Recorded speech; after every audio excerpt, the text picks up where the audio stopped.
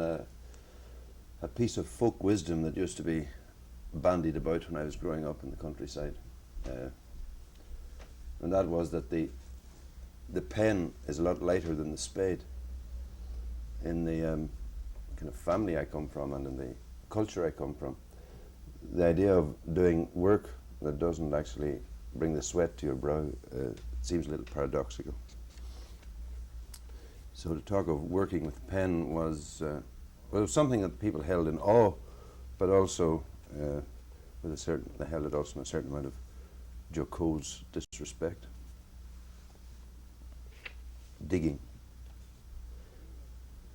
Between my finger and my thumb, the squat pen rests, snug as a gun. Under my window, a clean rasping sound when the spade sinks into gravelly ground. My father digging. I look down till his straining rump among the flower beds bends low, comes up 20 years away, stooping in rhythm through potato drills, where he was digging. The coarse boot nestled on the lug. The shaft against the inside knee was levered firmly. He rooted out tall tops, buried the bright edge deep, to scatter new potatoes that we picked, loving their cool hardness in our hands. By God, the old man could handle a spade, just like his old man. My grandfather cut more turf in a day than any other man on Toner's bog. Once I carried him milk in a bottle, corked sloppily with paper. He straightened up to drink it, then fell to right away, nicking and slicing neatly, heaving sods over his shoulder, going down and down for the good turf. Digging. The cold smell of potato mould, the squelch and slap of soggy peat, the curt cuts of an edge through living roots awaken in my head. But I've no spade to follow men like them. Between my finger and my thumb, the squat pen rests. I'll dig with it.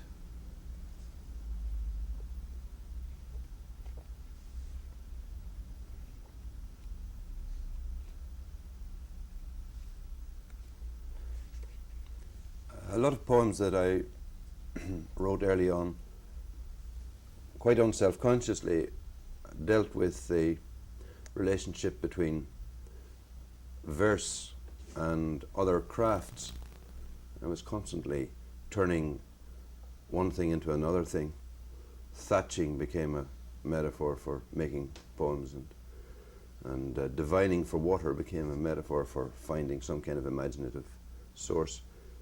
I wrote this poem about ploughing, and I had no intention whatsoever of making any allusion to the art of verse, but I discovered a few years later that there is a connection. The word which they used in Latin for the turn at the end of the field, when the ploughman came up and turned the plough back into the land, the word was versus, which is of course the word for a turn, and versus is also the basis for the meaning of verse, meaning a line of poetry, which also is a turn at the end of the line. So I'm kind of pleased that again the land sense and the language sense of the word are rooted together. But the poem, as I say, is not at all about that, directly about that. Follower. My father worked with a horse plough. His shoulders globed like a full sail, strung between the shafts and the furrow. The horses strained at his clicking tongue. An expert, he would set the wing and fit the bright steel-pointed sock. The sod rolled over without breaking. At the head rig, with a single pluck of reins, the sweating team turned round and back into the land. His eye narrowed and angled at the ground, mapping the furrow exactly. I stumbled in his hobnailed wake, fell sometimes on the polished sod. Sometimes he rode me on his back, dipping and rising to his plod. I wanted to grow up and plough, to close one eye, stiffen my arm. All I ever did was follow in his broad shadow round the farm. I was a nuisance, tripping, falling, yapping always. But today, it is my father who keeps stumbling behind me and will not go away.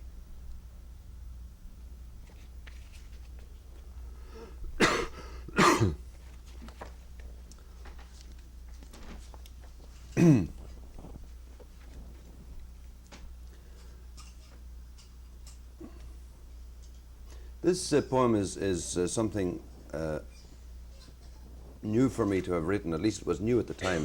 I wrote it in 1970, the end of 1971, the beginning of 1972.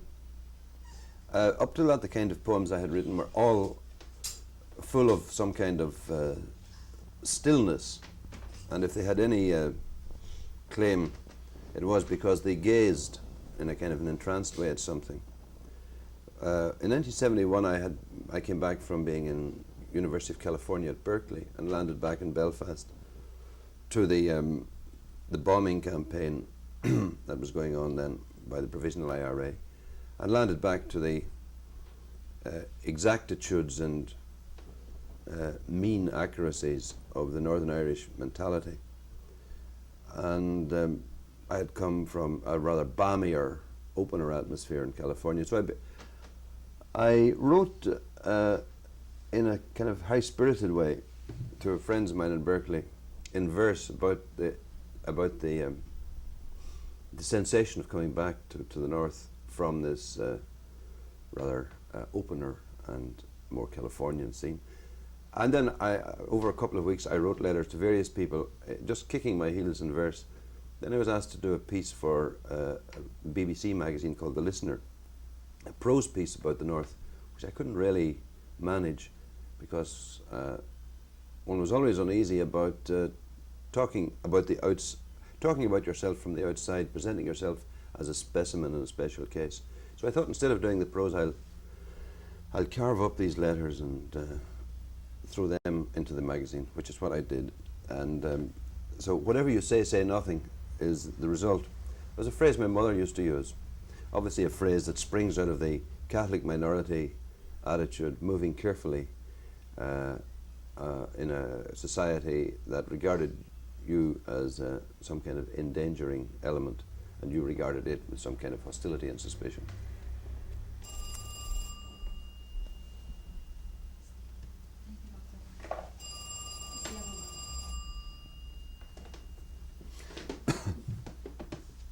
That might be a bit too long there. That's okay. That's fine. Okay.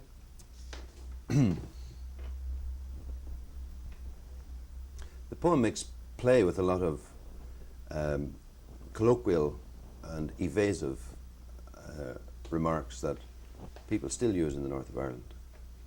They're useful remarks, actually. They keep people from revealing the naked opposition that is underneath them. Whatever you say nothing. I'm writing just after an encounter with an English journalist in search of views on the Irish thing. I'm back in winter quarters where bad news is no longer news, where media men and stringers sniff and point, where zoom lenses, recorders and coiled leads litter the hotels. The times are out of joint. But I incline as much to rosary beads as to the jottings and analyses of politicians and newspaper men who've scribbled down the long campaign from gas and protest to gelignite and sten, who proved upon their pulses escalate, backlash and crack down the provisional wing, polarization and long-standing hate. Yet I live here too, I sing. I mean, I think we Yeah, I think Hold on, give me a second. right. All right, no time. Don't let that lorry go past me.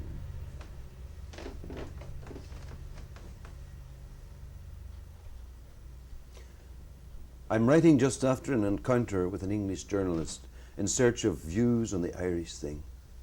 I'm back in winter quarters where bad news is no longer news, where media men and stringers sniff and point, where zoom lenses, recorders and coil leads litter the hotel.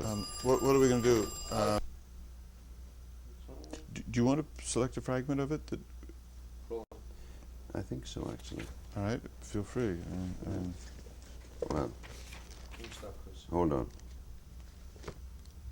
We'll do 2, 3, and 4. Hold on. That's what the phone was telling us. And the introduction in terms of the phrases, the Yeah, code yeah, phrases, all yeah, applies to yeah, 3 and 4. yeah. Anytime.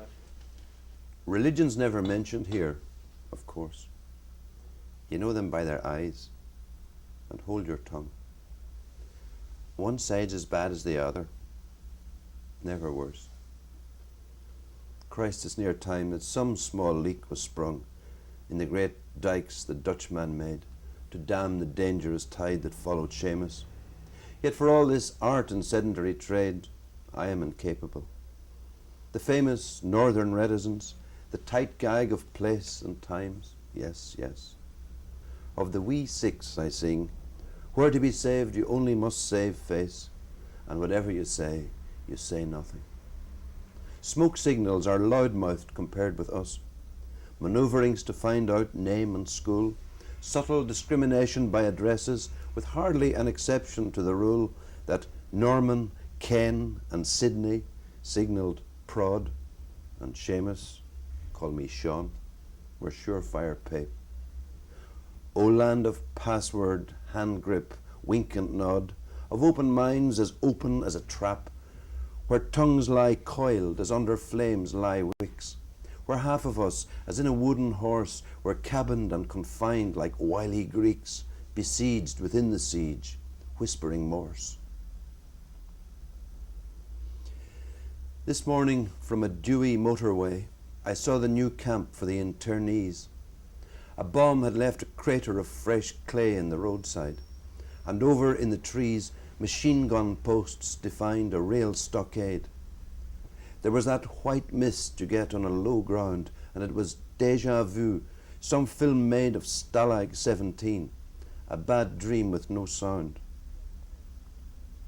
Is there a life before death? That's chalked up in Ballymurphy. Competence with pain, coherent miseries, a bite and sup. We hug our little destiny again.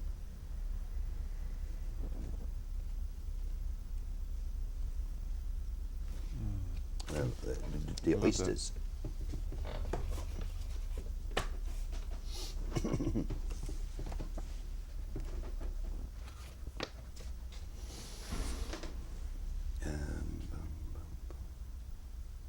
Right?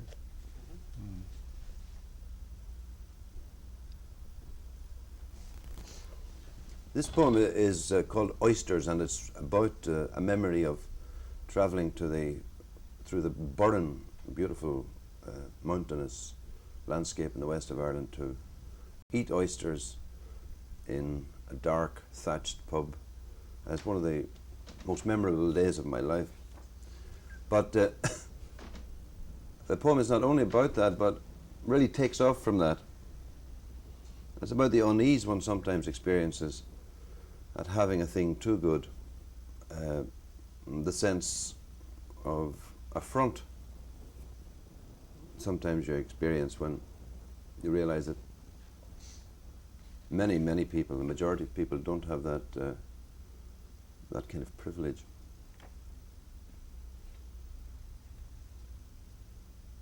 Oysters. It's about distrusting things, really. Our shells clacked on the plates. My tongue was a filling estuary, my palate hung with starlight. As I tasted the salty Pleiades, Orion dipped his foot into the water. Alive and violated, they lay on their beds of ice. Bivalves, the split bulb and philandering sigh of ocean, millions of them ripped and shucked and scattered. We had driven to that coast through flowers and limestone, and there we were, toasting friendship, laying down a perfect memory in the cool of thatch and crockery. Over the Alps, packed deep in hay and snow, the Romans hauled their oysters south to Rome. I saw damp panniers disgorge the frond-lipped, brine-stung glut of privilege, and was angry that my trust could not repose in the clear light, like poetry or freedom leaning in from sea. I ate the day deliberately, that its tang might quicken me all into verb, pure verb.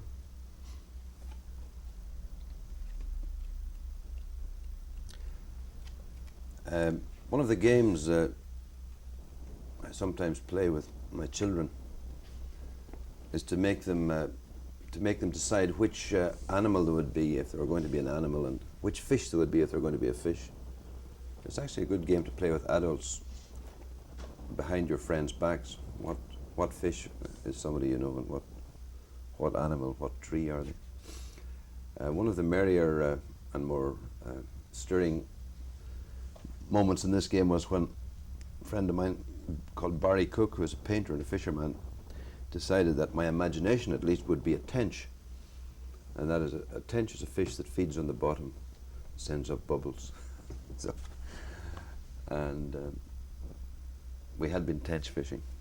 Well, this poem is called The Guttural Muse, so it tries to link that sense of being on the bottom and the kindliness and benign quality of mud on the bottom with the idea, which was at the back of my head, that the guttural vowels in my speech, the first dialect speech, is probably the first place for my my music in verse. So the mud and the vowels and the dialect are all together as a kind of nexus of images. However, the poem is much more direct than that. The Guttural Muse. Late summer, and at midnight, I smelt the heat of the day. At my window over the hotel car park, I breathed the muddied night airs off the lake and watched a young crowd leave the discotheque. Their voices rose up thick and comforting as oily bubbles the feeding tench sent up that evening at dusk. The slimy tench, once called the doctor fish because his slime was said to heal the wounds of fish that touched it. A girl in a white dress was being courted out among the cars. As her voice swarmed and puddled into laughs, I felt like some old pike, all badged with sores, wanting to swim in touch with soft-mouthed life. Do you need to take that again, or was that siren all right? Well, probably would be a good idea to do it again. Yeah, I think. While you're there at this point, let me change tapes. Okay.